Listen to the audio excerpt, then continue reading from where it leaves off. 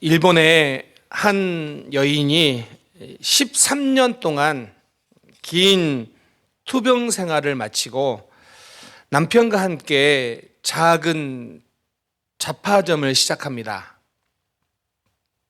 친화력이 좋았던 이 여인 덕분에 장사가 너무 잘 됩니다. 그런데 한 가지 고민이 생긴 겁니다. 본인의 가게는 너무 장사가 잘 되는데 그 주변에 다른 가게들이 문을 닫게 된 것입니다. 어느 날 이 부부가 이런 기도를 합니다. 하나님이 주신 이 양지와 같은 가게를 음지로 바꾸어 주세요.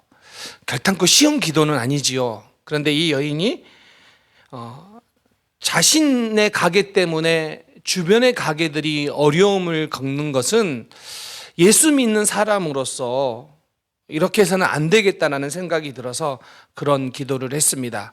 그리고 그 기도 후에 그녀는 원래 가져다 놓은 물건의 3분의 1만 가져다 놓고 장사를 합니다. 그러자 그 주변의 가게들도 잘 되기 시작한 겁니다. 모두 다 잘 되기 시작한 것입니다. 가게 일로 조금은 여유가 생기자 한가해진 그녀는 그때부터 글을 쓰기 시작합니다. 그렇게 5년의 시간 동안 글을 썼고요. 그녀 나이 42살에 아사히 신문이 주최한 소설 공모전에서 당선되게 됩니다. 그녀의 이름이 미우라 아야코입니다. 그리고 그때 그 공모전에 당선된 소설이 세계적인 기독교 문학이 된 빙점이라는 책입니다. 빙점은 물이 얼음이 되는 그 시작점을 빙점이라고 말할 수도 있고요. 반대로 얼음이 물로 녹기 시작하는 그 점도 빙점이라고 말할 수 있습니다. 오늘 이 이야기를 들으면 우리는 얼마나 높은 위치에 있는가 보다 더 중요한 것이 우리는 어디를 바라보고 있는가가 더 중요하다라는 이야기입니다. 얼음이냐 물이냐를 구별하는 것을 빙점이라고 했던 것처럼 오늘 우리의 삶은 어쩌면 예수 믿기 이전과 예수 믿기 이후를 구별할 수 있는 빙점이 있습니다. 오늘 본문에서 요한은 이렇게 표현을 합니다. 인간이 어두움 가운데 있다. 그 이유를 증명하는 것이 왜 우리 인간들이 어두움 가운데 있느냐? 여러분, 우리가 이 세상을 살아가지만 늘 행복한 삶을 살고 있는 것은 아닙니다. 여러분에게 그렇게 물어보고 싶습니다. 여러분은 늘 행복하십니까? 우리는 지금 세계에 가장 잘 사는 나라 강대국이라고 하는 미국에 살고 있습니다. 그리고 이곳에서 우리의 자녀들을 교육시키며 살아가고 있습니다. 그리고 우리 자녀들은 미국의 좋은 대학 혹 정말 유명한 대학이 아니다 할지라도 미국에서 공부를 하고 살아가는데 어느 정도 인컴을 가지고 살아갑니다. 다른 나라와 비교해 보면 훨씬 더 좋은 환경에서 우리의 자녀들은 살아가고 있다라고 해도 절대로 틀린 말이 아닙니다. 자, 그런데 아무리 미국에서 좋은 대학을 나와도 그리고 좋은 집에서 살아도 심지어 우리는 착하다는 이야기를 들으면서 살아도 우리는 행복하다라고 다 말하기가 어렵다라는 거예요. 특별한 어려움이 있어서 행복하지 않는 것이 아니라 왜 우리는 늘 행복하다라고 이 말을 하지 못하는가? 분명한 이유가 있습니다. 우리 모두는 우리의 인생 가운데, 인간의 인생 가운데는 죽음이라는 것이 늘 있기 때문이죠. 그 죽음은 우리 인생에 있어서 행복하다라고 생각하는 그 모든 것들을 한순간에 다 빼앗아 갑니다. 그래서 우리는 죽음에 대한 두려움이 있고, 그리고 그런 두려움이 찾아올 때마다 우리는 종종 행복하다라는 감정을 느끼지 못한다는 것입니다. 근데 오늘 본문에서 좀 더 성경적으로 보면 요한이 인간이 빛을 잃어버렸기 때문에 불행해졌다라고 말합니다. 왜 우리가 불행하느냐? 빛을 잃어버렸다라는 거예요. 그래서 그런 인간이 어두운 가운데 살아가는데 그 문제를 해결하기 위해서 한 분이 오셨다. 그 이야기를 오늘 하고 있는 것입니다. 그래서 사도 요한이 요한복음 1장에서 예수님을 소개합니다. 그런데 예수님을 소개하는데 다른 복음서와는 다른 방법으로 설명을 합니다. 오늘 1장에 그렇게 이야기합니다. 태초에 라고 시작합니다. 태초에. 여기 이 태초에라는 말을 들으면 우리는 동시에 창세기 1장 1절을 떠오를 것입니다. 태초에 하나님이 천지를 창조하시니라. 자, 이 태초에라는 말은 창세기 1장 1절에서는요, 히브리어로 베레시트라고 시작을 합니다. 이거를 헬라어로 바꾼 이 구약성경, 최초의 구약성경을 보면 엔 아르케라고 번역을 했습니다. 그리고 대부분의 영어 성경도 in the beginning이라고 번역을 했습니다. 자, 오늘 요한복음 이 태초에를 헬라어로 아르케입니다. 아르케. 창세기 1장 1절에서의 태초와 오늘 요한복음 1장 1절에서의 태초는 같으면서도 다른 이야기입니다. 창세기 1장 1절에서의 태초는 시간의 시작을 의미합니다. 시간이 없었다가 어느 시점에서 시간이 시작된 태초죠. in the beginning이죠. 그런데 오늘 요한복음 1장 1절의 이 태초는 언제를 말하고 있냐면 시간이 시작된 이전을 말합니다. 이게 아르케입니다. 그러니까 오늘 예수님을 설명하면서 이렇게 이야기를 하는 겁니다. 예수님은 시간이 시작되기 이전부터 계셨다. 예수님은 시간이 시작된 이전부터 계셨기 때문에 그분이 하나님이시고 태초에 천지를 창조하신 분이다 라고 오늘 본문을 설명을 합니다. 그런데 여러분, 그 태초에 말씀이 계셨는데 그 말씀이 오셨다라는 거예요. 말씀이라는 헬라어가 로고스입니다. 그런데 이거를 단순히 우리가 말씀이라고만 생각하면 안 됩니다. 왜냐하면 말씀이 육신이 되었다라는 이 의미가 당시에 이 요한복음을 받고 있는 사람들에게는요, 이렇게 들려지는 겁니다. 헬라어로 로고스라고 했을 때 말씀이라고 우리는 흔히 번역을 하는데 당시의 사람들에게 있어서 로고스는 단순히 말씀을 넘어서서 그들에게 있어서는 헬라 문화권에서는 신이라는 의미를 담고 있는 거예요. 근본적으로 올라가 보면 로고스는 무엇인가? 신이다라는 개념을 가지고 있어요. 그러니 그들에게 뭐라고 이야기합니까? 로고스, 너희가 신이라고 생각하는 그분, 그 로고스가 누군가? 바로 예수님이다. 이거예요. 그런데 당시 사람들은 이렇게 생각을 했어요.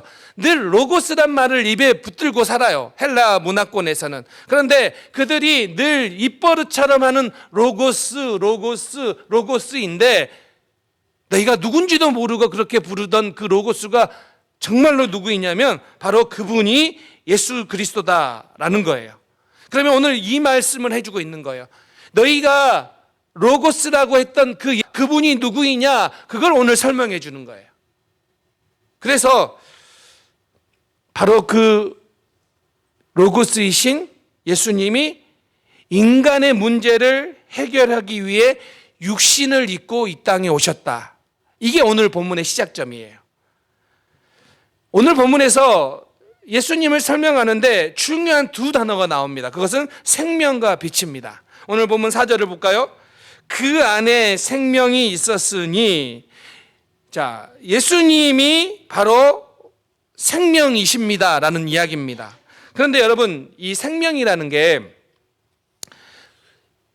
헬라어로 보면은 두 가지의 단어가 있어요.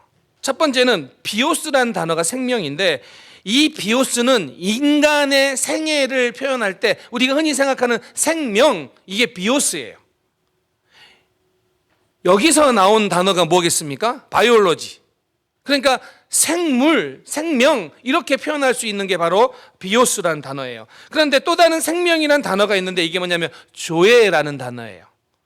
자, 이 말은, 조에라는 것은 인간의 육체적인 생명뿐만 아니라 초자연적인 생명을 말할 때 사용되는 단어예요.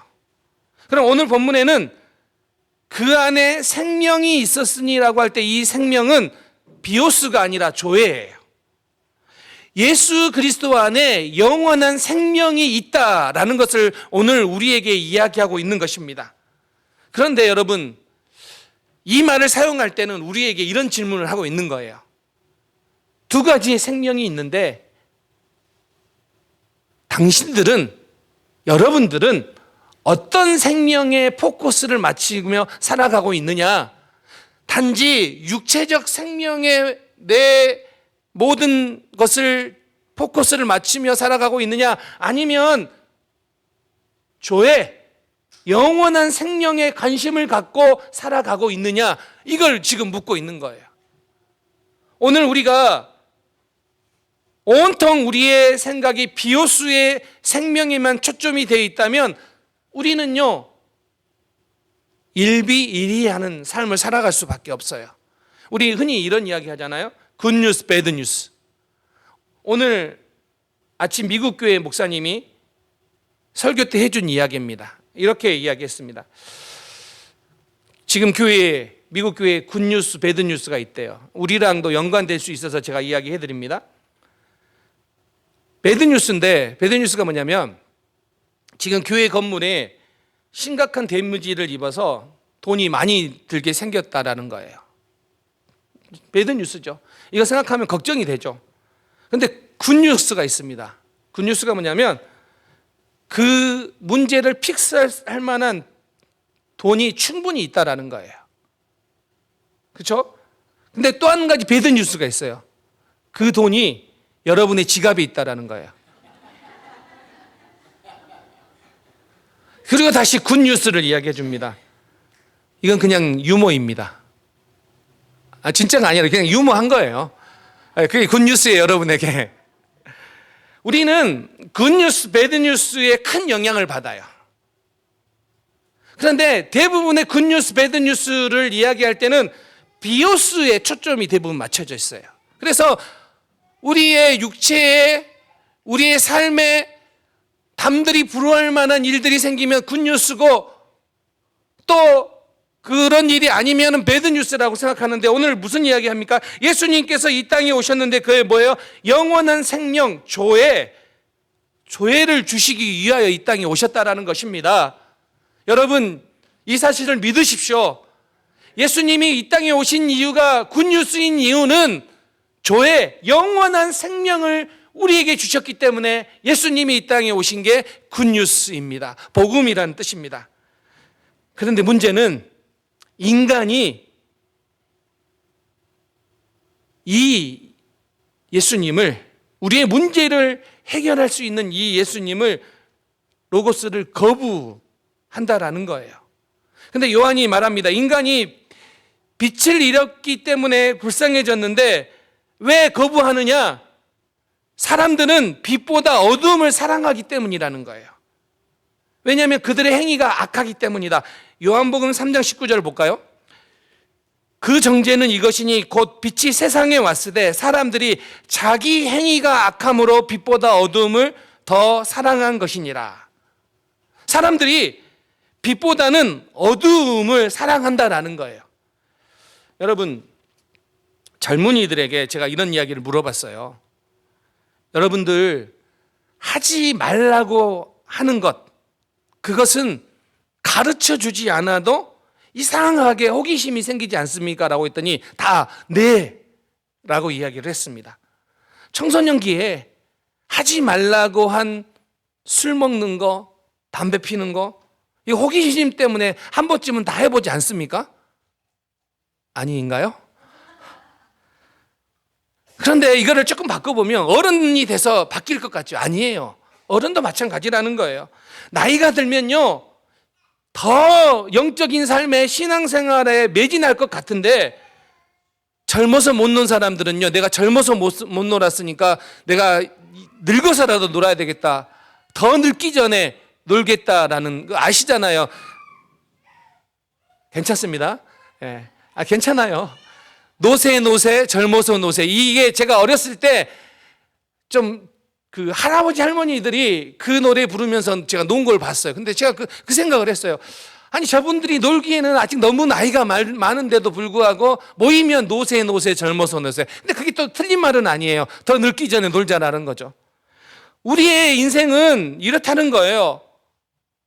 빛보다는 어두움에 더 호기심을 내고 더 마음을 둔다라는 거예요. 그래서 예수님이 빛으로 오셨는데 사람들이 깨닫지 못하는 거예요. 오늘 5절에서 빛이 어둠에 비치되 어둠이 깨닫지 못하더라. 깨닫지 못하는 게 문제예요. 빛이 오셨는데, 예수님이 오셨는데 깨닫지 못하는 거예요. 그런데 여러분, 이 깨닫다라는 게 어떤 의미냐면, 여기가 헬라어로 카텔레벤이라는 단어인데, 이 카텔라벤이라는 단어는 깨닫다라는 뜻도 있지만 압도하다 혹은 굴복시키다라는 의미도 있어요. 그러니까 이런 거예요. 인간이 이 절망적인 상태에서 빛 대신 예수님이 오셨지만 사람들은 그 빛을 깨닫지 못한다라는 뜻이에요. 이런 의미로도 이해할 수 있어요. 실제로 그렇습니다. 예수님이 오셔서 예수님이 빛이십니다, 생명이십니다 해도 깨닫지 못하는 사람들이 있어요. 또 동시에 이 단어를 압도하다, 굴복시키다라는 의미로 해석할 수 있어요. 빛이 어두움에 비쳤는데 어두움이 능히 빛을 이기지 못하더라, 압도하지 못하더라. 결국은 예수님이 생명이시고 빛으로 오셨기 때문에 그 예수님이 어두움을 이기신다라는 거예요. 그래서 여러분, 오늘 우리가 빛 대신 예수님, 생명 대신 예수님을 우리가 믿어야 됩니다. 이게 요한이 우리에게 권면하고 있는 거예요. 그리고 7절에서 요한은 이 요한복음을 통하여 그 빛 대신 예수님을 모든 사람들에게 믿게 한다라는 거예요. 믿게 하려고 한다라는 거예요. 그러면 왜 지금 이 요한복음을 우리에게 주셨느냐? 우리의 영원한 생명 대신 예수 그리스도를 믿게 하기 위해서. 여러분, 예수 그리스도가 여러분의 생명 되심을 믿습니까? 그 믿게 하기 위해서. 그래서 여러분, 요한복음에는요, 믿게 하려 함이라라는 이 말이 반복이 돼요. 요한복음 1장에도 나오고요, 11장에도 나오고요, 13장, 14장, 19장, 20장 계속해서 믿게 하게 함이라라고 나옵니다. 그래서 이 요한복음을 믿음의 복음이라고도 해요. 믿음의 복음, 믿게 하는 복음이죠. 그런데 이 믿는다라는 표현을 요한복음에서 되게 중요시 여겨요. 그래서 요한복음 전체에 보면 98번이나 언급되는 말이 믿는다라는 단어예요. 그런데 조금 특이하게도 믿음이라는 단어는 요한복음에서 한 번도 나오지 않아요. 아시겠습니까? 믿게 하려 함이라, 믿게 한다라는 말은 자주 등장하는데 믿음이라는 명사가 등장하지 않는다는 거예요. 왜냐하면 요한은 믿음이라는 단어를 어떤 글자나 어떤 개념으로서가 아니라 삶에서 매우 역동적으로, 능동적으로, 적극적으로 드러나는 행위가 믿음이라고 믿기 때문에, 보기 때문에 믿음을 그렇게 표현하는 거예요. 자주 드러내지만 개념으로 설명하지 않는다는 거예요.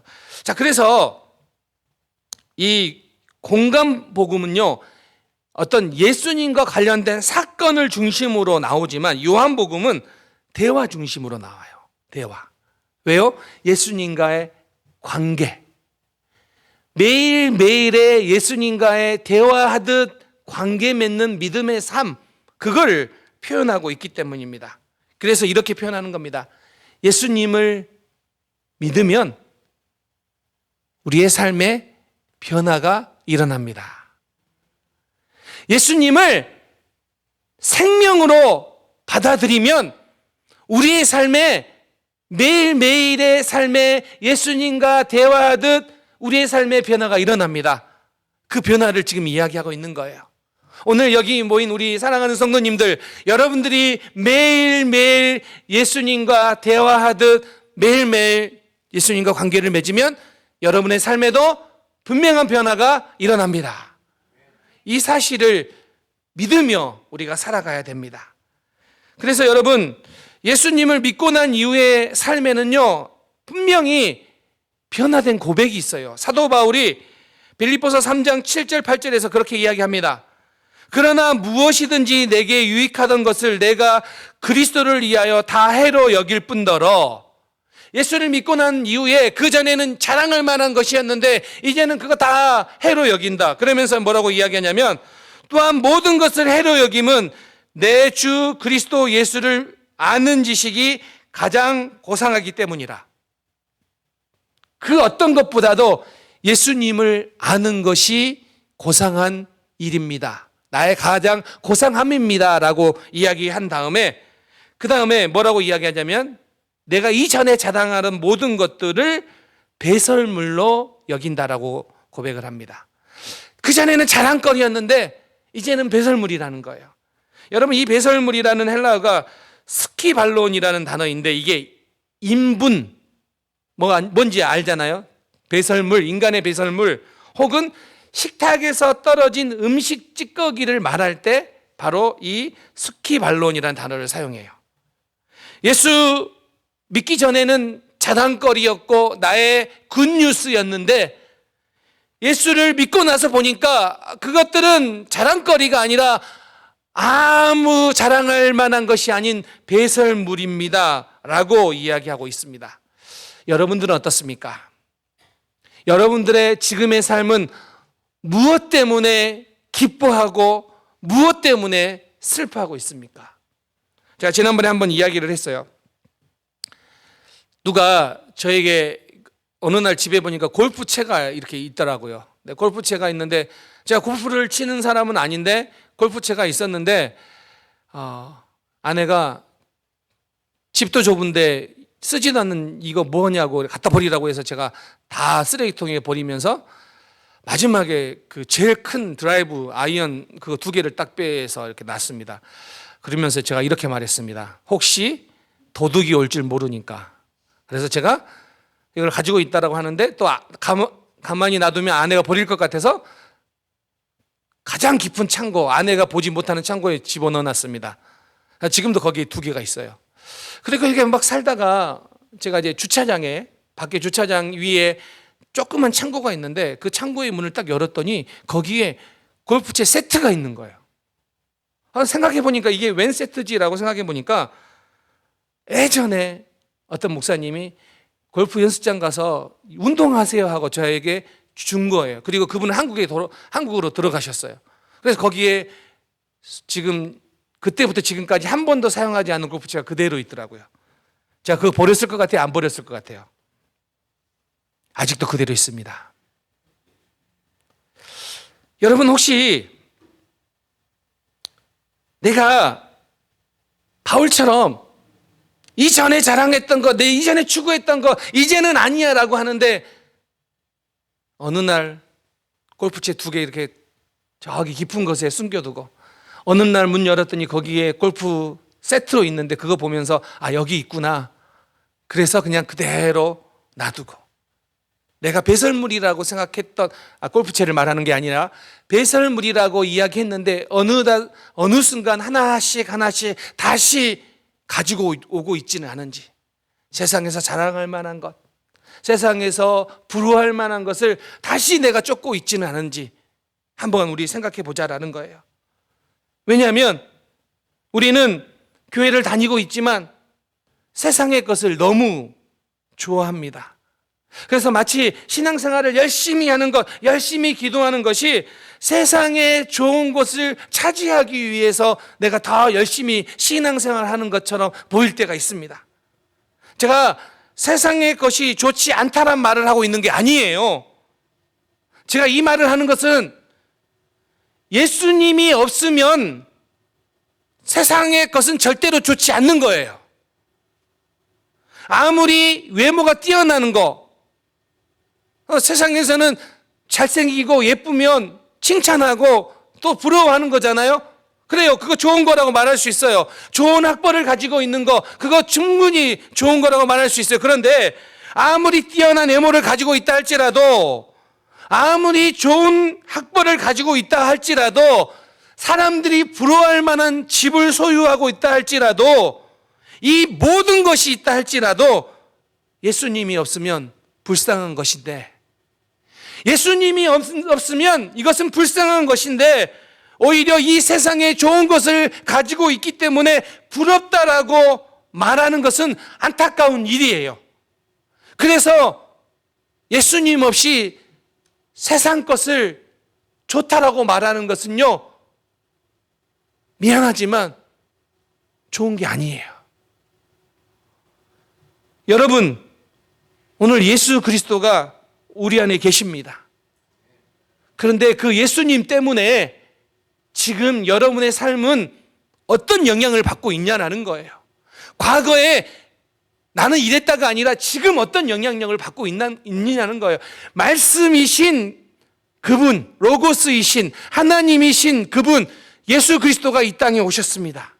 그리고 우리와 함께 계십니다. 오늘 우리를 위해 이 땅에 오셨습니다. 이 사실이 우리에게 어떤 의미가 있느냐는 거예요. 사실 교회를 오래 다니다 보면 교회 익숙하지요. 예배도 익숙하지요.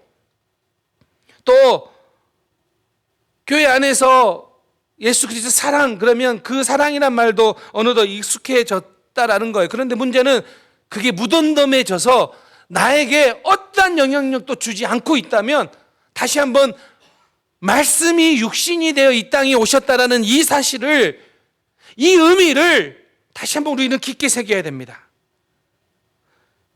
신앙생활을 열심히 하는 것이 마치 우리가 하나님을 다루는 비법으로 여겨서는 안 된다는 거예요.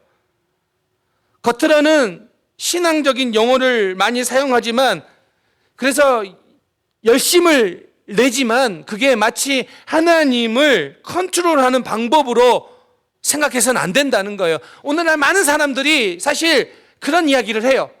내가 이렇게 열심히 하면 하나님이 들어주신다. 그런데 이 말을 다르게 표현하면 틀린 말이에요. 마치 우리가 무엇인가 열심히 해서 하나님을 컨트롤하는 것이 신앙생활의 비법인 양 말하고 있는 그 모든 메시지는 다 틀린 겁니다. 신앙생활은요, 우리가 무엇인가 열심히 해서 하나님을 컨트롤하는 게 아니에요. 하나님은 인간의 힘에 의해 컨트롤 당하지 않으세요. 하나님에 의해 내가 컨트롤 될 때에만이 내 인생이 행복합니다. 그래서 때로는 우리 앞에 있는 고난을 다르게 해석해야 됩니다. 그 고난은 하나님이 우리에게 하나님의 음성을 들려주는 시간입니다. 왜 예수님이 어둠 가운데 있는 인간에게 생명으로 빛으로 오셨는지, 그리고 그 생명이고 빛인 예수님이 지금 나의 인생에 어떤 의미인지. 그래서 때로는요, 이 예수 그리스도의 사랑을 알기 위해서 우리가 절망적인 상태에 있어야 됩니다. 이런 의미예요. 내가 원래부터 괜찮은 사람이기 때문에 그 상으로 나에게 영생을 주셨다라는 의미가 아니라, 나는 아무 소망도 없고 정말 불쌍한 사람인데 하나님이 사랑하시기 때문에 이 땅에 오셔서 나에게 생명 예수 그리스도를 주셨습니다. 이 고백이에요. 그래서 여러분, 만약에 우리의 삶에 고난 가운데에서 예수 그리스도의 사랑을 더 풍성하게 느끼고 있다면, 내 인생에 어려움이 있는데 그 가운데서도 예수 그리스도의 사랑이 더 풍성해진다면 바로 그것은, 그 고난은 하나님께 영광이 되는 도구가 됩니다. 이제 말씀을 마무리하려고 합니다. 요한복음 1장 14절에 말씀이 육신이 되어 우리 가운데 거하심에 라고 이야기합니다. 이 거한다라는 말이 스케노라는 단어인데 이게 텐트를 친다라는 의미예요. 예수님이 죄인과 같은 우리와 함께 하시기 위해, 죄인인 우리와 함께 하시기 위해 텐트를 치고 사셨다는 의미예요. 여러분, 이게 너무너무 감사하고 너무너무 기쁨 아닙니까? 나와 함께 하시기 위해 육신을 입고 이 땅에 오셔서 텐트를 치며 사셨습니다. 이 사실을 우리가 믿고 살아간다면 이번 한 주간 어떤 굿뉴스, 배드뉴스 때문에 우리의 마음이 무너지거나 우리가 기뻐하는 것, 그것이 좌우되는 것이 아니라 생명이요 빛이 되신 예수님이 이 땅에 오셨기 때문에, 그리고 우리는 그 예수 그리스도를 구주로 믿고 살아가고 있기 때문에 세상이 빼앗을 수 없는 기쁨 가운데 살아가는 것이 우리의 인생이요, 우리 살아가는 성도님들의 한 주간의 삶이 되시기를 주님의 이름으로 축원합니다. 아멘. 기도하겠습니다.